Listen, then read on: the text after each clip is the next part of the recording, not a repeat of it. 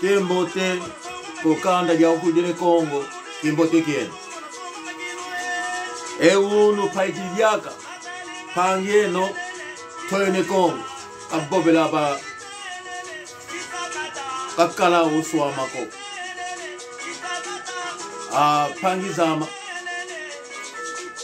lelo oyo, na elibinoli kabumoko ya muke, to solola. Bandeko, to sengi bino sikoyo na ibike bozali ebele bolanda ka kanal oyo muna malongi bani kanga muna masweka mai ibundu munanga muna mambo ibobanga makumbanga ngentime pasi idina ewunu paikidiyaka monikiru ngatinanga ensamu Eya tuwa banga makafumu zambi kazola kobo nzaya mvimba emomambo azayamo unu ngisitia ngidia mudi nkaka ndio boboka kasi ya pangizama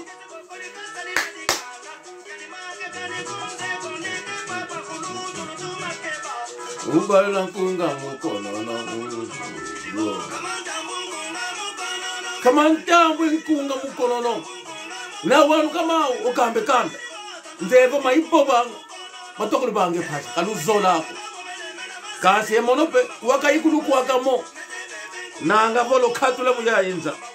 Moka lukatu eleko. Wanu kwa mo. Enu ltomona bo. Emambu. Enu luzemo. Apangizama. Kimbote keno. Bandeko. Bomi komisa na kanal na biso. Tolingi penza ya mbaloyo. Kanal na biso. Emata. Ebele. Bako mama. Balanda ka biso.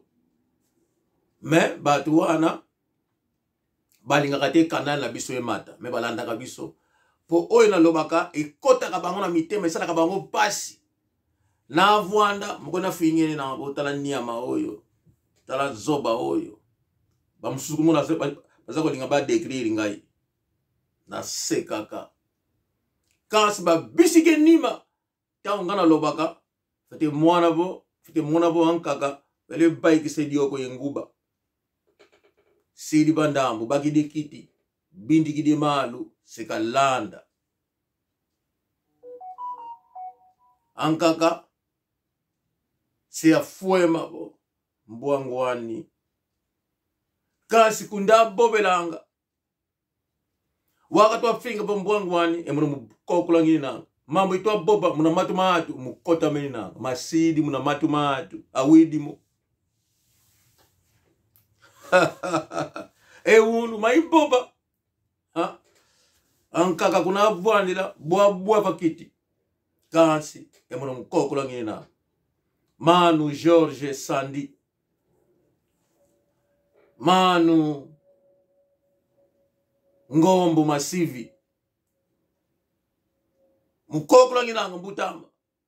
Manu Santos. Pastor Santos ndiona mbutama. Enketwa ni mama Joana Santos. Unu se bobo mankaka. Makwa bwange pasi. Emmanuel Manzambi. Imbutani maza. Luzule matu.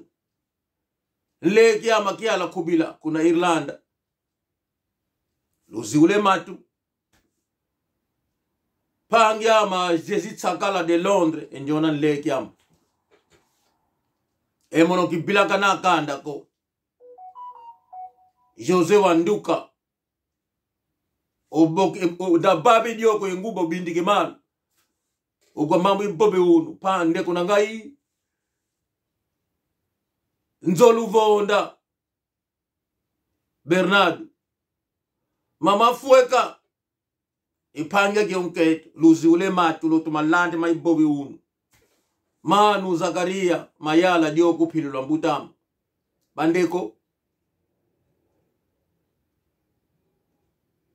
Manu Douglas Fula Bandeko Na qu'on parle un peu sur l'histoire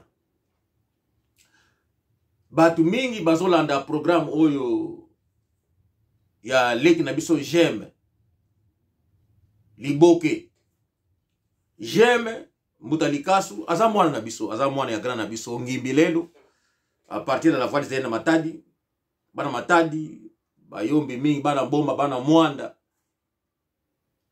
tina kabinda boyebi ngimbi lelo bana ya Kisasa pe mingi babi ngimbi lelo na Kisasa na radio comme na télévision na RNTC na RNTC bayeba ngimbi lelo. J'aime na kotindela yo video oyo olandango malamu video na kotindela yo bandeko bo tenir nga rigueur te mais emankaka tu feti mokambe yatu katuleni molunda ko bandeko soki bolandi na Liboke ya mwana oyo Mutalikasu J'aime landanga bien aleki si batu ebele atuna kabango question rumba euta wapi rumba atuna kabango question makasi te rumba bandeko na ngai tangu ba parla kasi rumba balinga kaka biso bakotanga bakombo ya ba Grand Calais bakotanga bakombo ya ba Polo Kamba bakotanga bakombo ya ba Adu Eyenga bakotanga bakombo ya ba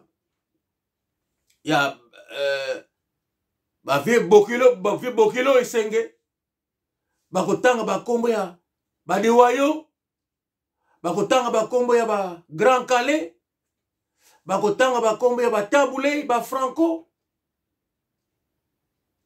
mais okomona bango te na mona kuto kombo ya fima diata batanga bango te tam supoza mu Congo bandeko na ngai rumba ebandi mosika bandeko nalandeki Delo Marcelin azonga ki lisusu bayiko témoigner likambo ya Zaiko na fondation ya Zaiko bakolo ya Zaiko nyonso wana parce que kombo ya Nyoka Longo na kombo ya Manwaku balingaka balongola yango ebandaki yo fondateur penza ya Zaiko tango Zaiko bandaki ezalaki Papa Wemba yaki akutaki Manwaku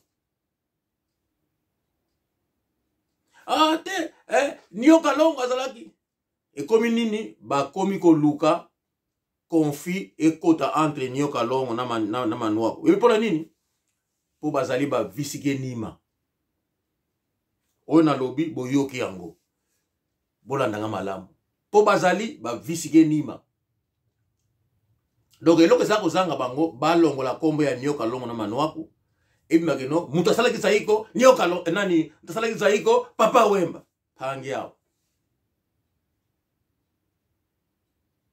ndeko to comprenaka posa na bino bondi makabatu soki boliko ni mabatu te na bamboka ya batu bokende kete na bamboka ya batu bozokende kosenga lisalisi mutu oyo akoka asengaka lisalisi te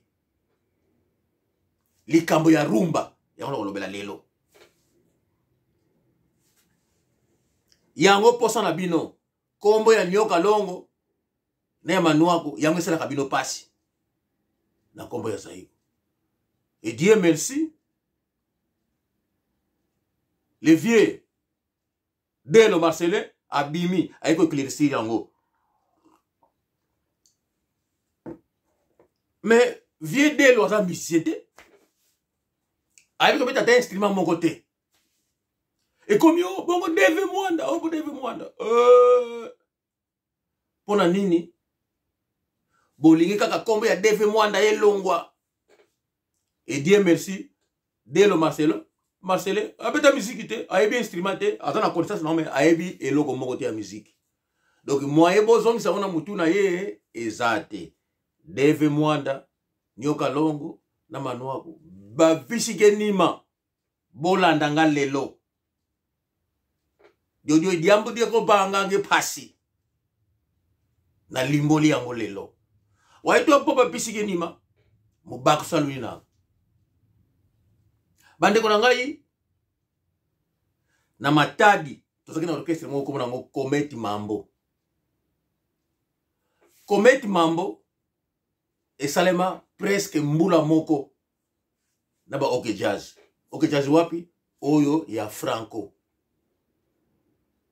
Naba Vicky Longomba. Me bande kona ngai. Miziki. Na eloko nyoso. Ezali na moto yaka na ba pense. Na moto ya bandaka yango. Na moto ya bimisaka yango. Tozali na association moto bengaka association Anane Congo. Awa na poto. Kole ya kanale oyo. Association Anane Congo. Ezalaki pense nanga.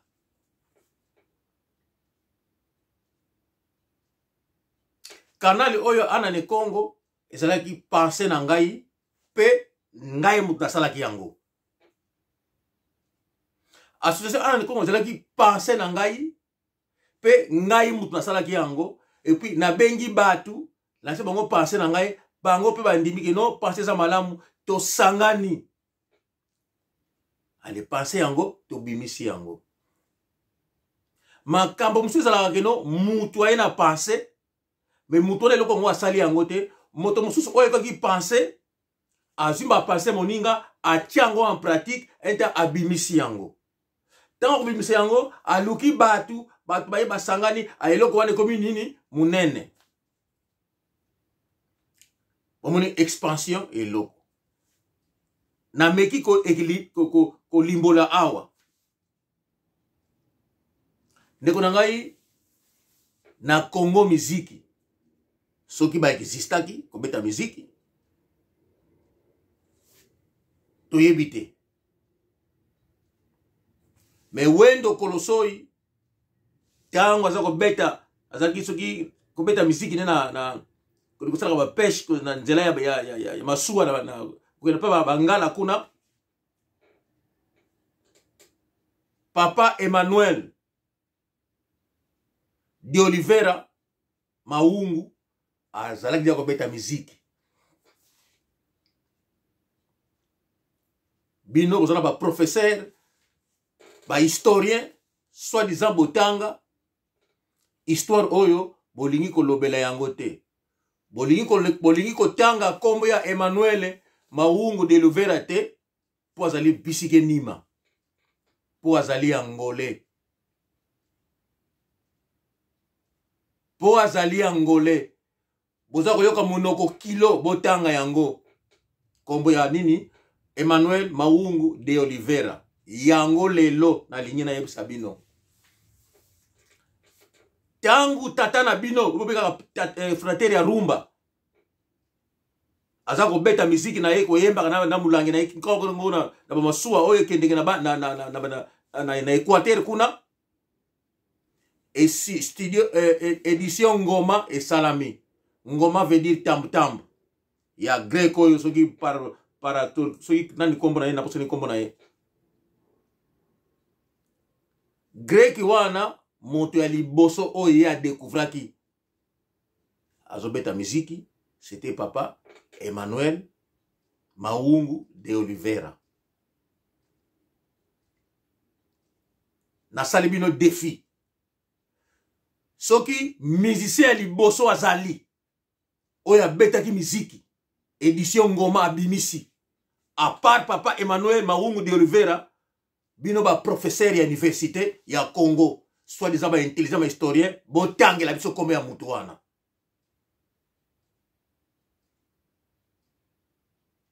Avant éditeur wana grec wana aya miziki ezalaki te à moins que basala ba belge.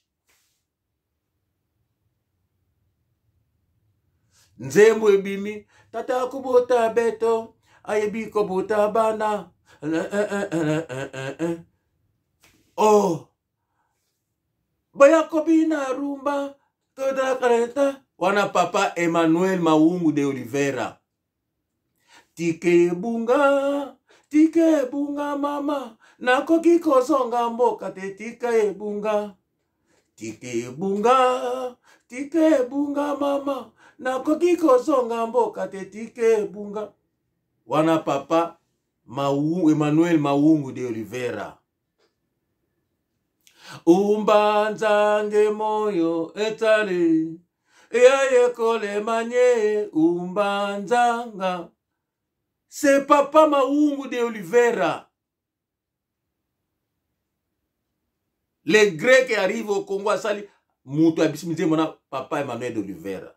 Boye bisangai ba miziki oyo avant. Ebima. Miziki oyo bino izali ko beta. Oyo qui édité au Congo. Boye mbelanga yango. 7 ans après. Les gens ont non Wendo Kolosoi. Mais c'était 7 ans après.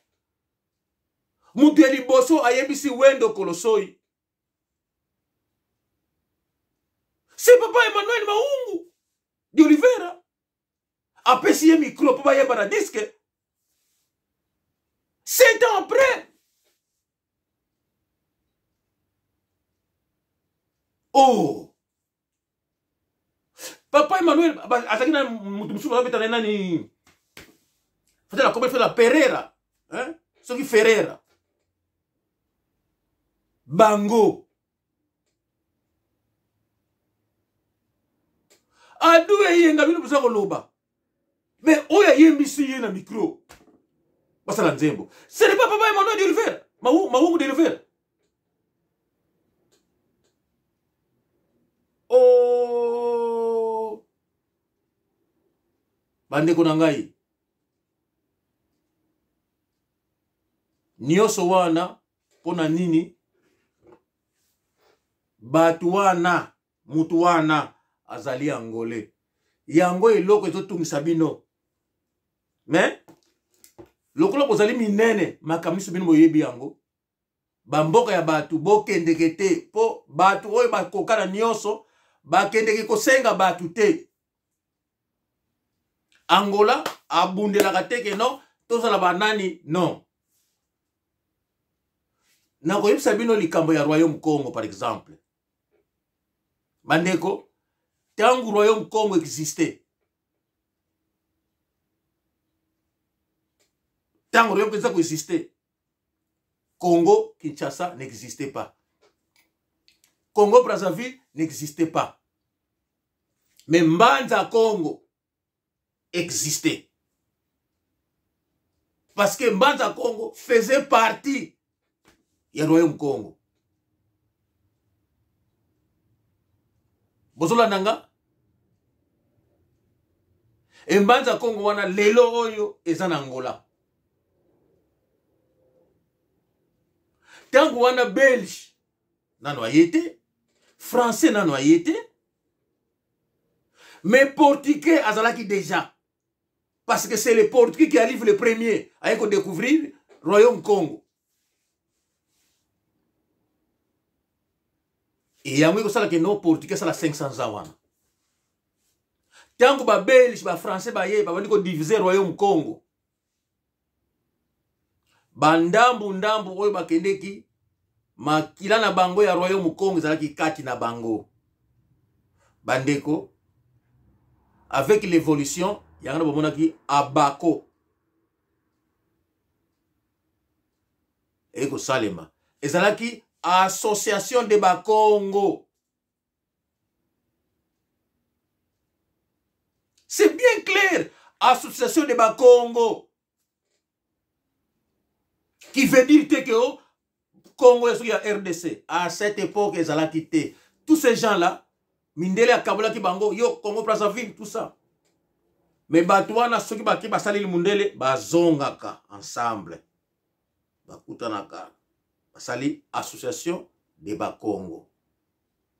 Na association wana. Bokomona papa Philbert Yulu. Yulu Philbert, comme qui président de Libosio à Congo Brazzaville, faisait partie de la Bako. Ba papa Massamba Deba faisait partie ya Abako. Ils sont nombreux. Na Angola, par exemple, bokomona papa Mingiedi Mbala faisait partie de la Bako. Ba Oden Roberto, ba papa Emmanuel Kunzika, papa André Masaki, papa Albert Ndele, comment qui gouverneur ya banque de Congo à cette époque. José Ndele, azaki na UNITA, premier ministre ya UNITA. Papa Diangenda, yeye kutazaleki, papa Kisolokele, papa Dialungana. Na côté ya RDC sikona zotangela bino. Papa Kasavubu, Monseigneur Kimbondo, Abbé Yalo, papa Kingotolo. Tout ce monde-là, bazalaki na Abako. Yo historien, oya koye bisanga ikote, Abako, ezalaki ya bati ba Congolais RDC.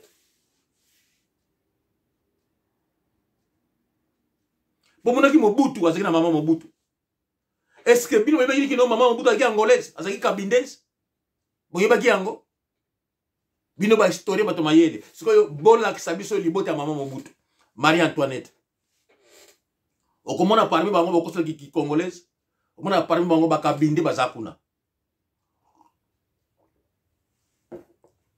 Makamuni boyeba ki te momona ki papa Albert Ndele, gouverneur à Liboso, Muyombe, azaki Muyombe te. Tout ce monde là parmi bango mingi na bango pardon li sangai. Papa Nzenzalandu, mutaki na idée ya Bako. Papa Nzenzalandu avec l'État après on va imprimer le mbongo. Maintenant Abako, o alaki na mbongo koleka seki. Ce n'est pas papa Mingedi Mbala. Ayako matina niveau ya kufuta mbongo ya indépendance ya Congo, ya RDC. Hein? Les bino muzako loba. Congo, RDC. Mais mbongo ya indépendance na bino na futa kiamo. C'est muzombo non? Papa Mingedi Mbala. Avocat qui doit défendre bino. C'était pas un blanc, maître Croquet.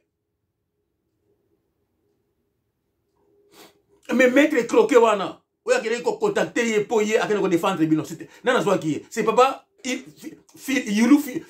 Yulu Philibert oya Congo Brazza non?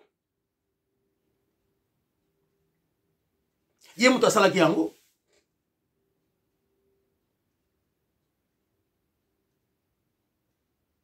Boyeba ki ke Kasavubu, papa Kasavubu. Azaki na ndambu ya famille ndambu ba Kabinda. Ndambu baki ba Yombe ya Congo, ya RDC, ndambu ba Yombe ya Kabinda. À cette époque, Congolais, c'est le Congo ya Ka. Abako, c'est le Congo ya Ka. C'est le Congo ya CT. Bino soi-disant docteur, professeur en Guillemette en Bolobaka, il faut boire ça rabat, tu vas comprendre. Yangona bo monaki na Abazo na Abako. Papa Philibert, président du Congo. L'idée était le Kola Mundela tout comme la bango boye bazwa bo contre les trois pays. Bongo ba zongi sa royaume Congo sa la force moko boye. Yangona monaki tangu Congo est indépendance ya RDC, Congo Brazza. Il fallait qu'on appuie ba Congo et Angola. C'était l'EFNELA ou pas Graï, EFNELA, Ode Roberto. Les lobos blacao, qui ça, Lumumba, ceux qui héros nabino, le père de l'indépendance. Il y a Lumumba, aïba qui croit Nkrumah. Na histoire ya politique à Congo. Lumumba n'a fait que 2 ans.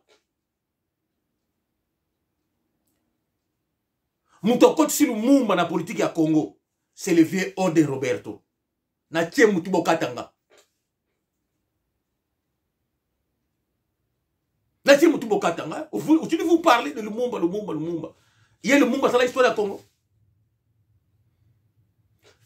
Kwame Nkrumah, fille l'ami de papa Ode Roberto. Lumumba, a admiré Ode Roberto. C'est là qu'il a fallu côtoyer. Apani ko zwa idéologie ndenge Ode Roberto ziko bundela mboka. C'est Ode Roberto muta kena Kwame akena na Lumumba na Ghana. à introduire pas à Kwame Nkrumah. Le mouvement n'a jamais connu Kwame Nkrumah. Alors qui petit a confiance à de Roberto. Bino ba historien ma professeur. Na loba na bino ke tangu Congo est comme indépendant. Congo ya bino. Ils ont na armée, ils ont na police nationale, ils étaient les Belges. Les lois na ko bino ke parce que na loba na bino ke Angola ils ont déjà na armée à cette époque. Bazalaki entraîné na Algérie. Armée angolaise. FNLA. Là, c'est bien angolelo. Parce que, tant que bazako l'aksabino makambo, bolingi kondimate, bolingi kaka, bobi makabino boyebi nyonso. C'est une sensité, peuple mogo ndenge. Bolanda, hein? Por exemplo, no norte, Bolanda. aí mesmo no Pempe, aquelas áreas todas, é mais naquela parte, até essas partes de Uqua, nos tempos, enfim. E Azali ko décrit partie à nord, isso tudo Nyoso estava tout. cheio de Si destacamentos de Tuana, da UPA. Azali contrôlé par UPA. O chefe do Estado-Maior do Elna, desertor do exército português em 1960, Azali foi confessa um dos 25 histoire. elementos da UPA treinados na Argélia. Que force, País vous que voyez, imediatamente reconheceu a FNLA Grai e lhe forneceu armas. Com apoios também da Nigéria, da Tunísia e do Congo, além de financiamentos da OUA, a FNLA dispunha de um forte contingente onde não faltavam os mais jovens adolescentes. Bolanda, bien, tina souka na yango. Monsieur le ministre, quel âge ont ces jeunes gens? Bolanda. Bien, ces gens ont à partir de 14 ans jusqu'à 18 ans. Combien en compte l'armée angolaise? Oh, à peu près 30 000 soldats armés. Na 1960, hein? Combien de cet âge-là?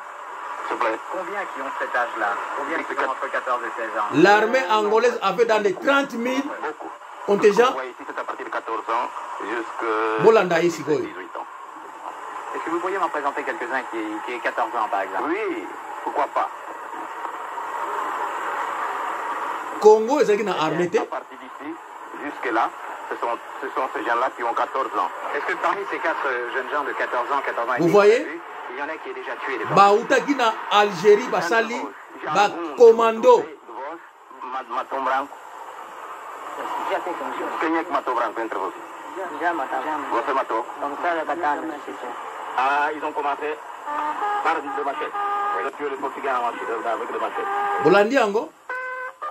Depois Na de loba na treinar bino que bases cedidas pelo Congo, como esta em Tincuso, mutu ya liboso aboma mundele na mokili.